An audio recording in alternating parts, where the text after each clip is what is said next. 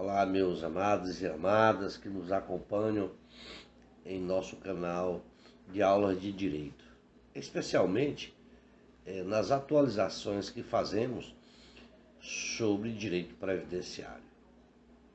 Em nossa última atualização, nós falamos da síndrome do carpo. Hoje nós iremos falar sobre a perícia médica do eletricista. Antes de iniciarmos, gostaria de pedir a todos que nos acompanham, que assistem nossas aulas, que assistem nossas atualizações, que façam sua inscrição em nosso canal, nos ajudando a melhorar o conteúdo, fazendo questionamentos, perguntas e deixando seu like. Ficaria muito agradecido àqueles que assim agissem. Bom, a perícia médica previdenciária do eletricista, como todos nós sabemos, é uma profissão que diz respeito ao eletricista. E nada mais é que uma profissão muito perigosa e que envolve um grande risco. E o que sabemos dessa categoria é que os acidentes são constantes e muito comuns.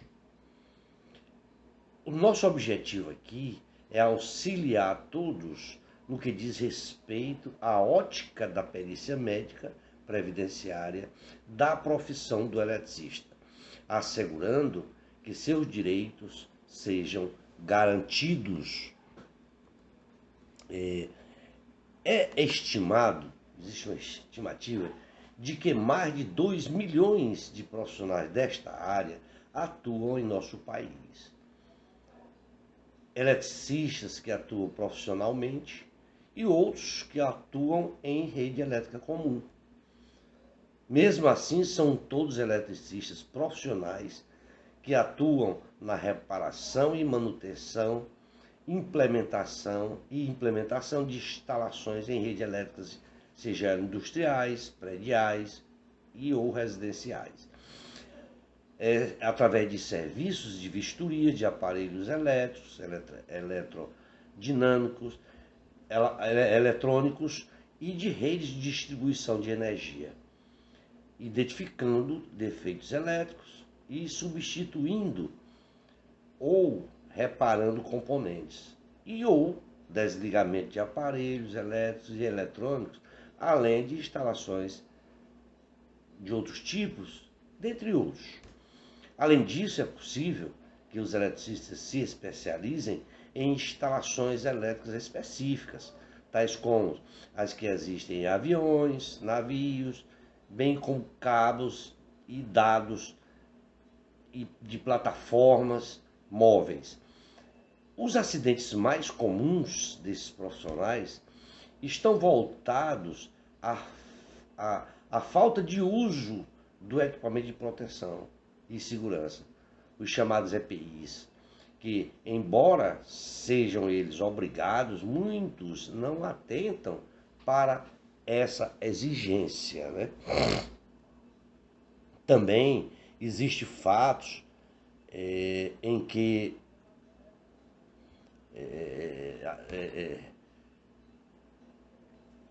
existem acidentes mais comuns que acontecem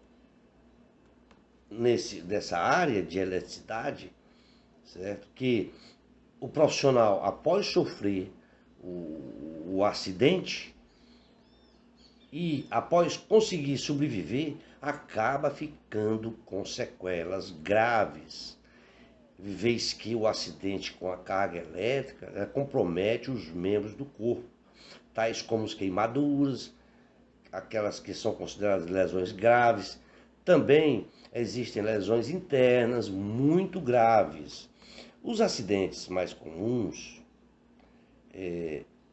acontecem com arcos elétricos, que são os arcos voltaicos ou arcos elétricos, em razão da circulação da corrente elétrica entre dois pontos que,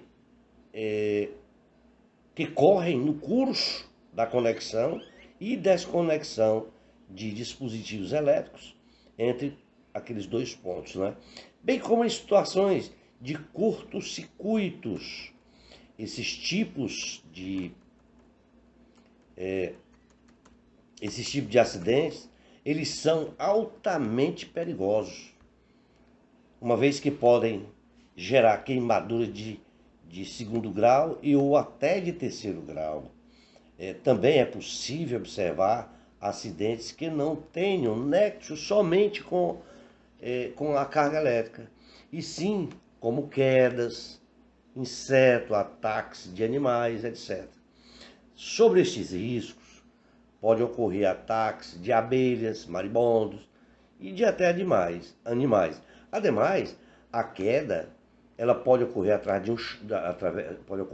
de um choque elétrico, momento em que o eletricista ele perde o equilíbrio e vem a sofrer a queda, que pode trazer situações tais como traumas físicos, tais como fraturas, sem contar com queimaduras, né? Aliás, este risco de queda ele pode ocorrer em ambientes fechados, tais como em estação de transformação e distribuição de energia, caixas subterrâneas, no qual o eletricista pode sofrer asfixia, considerando que a quantidade de oxigênio nesse ambiente, nessas caixas, é muito inferior.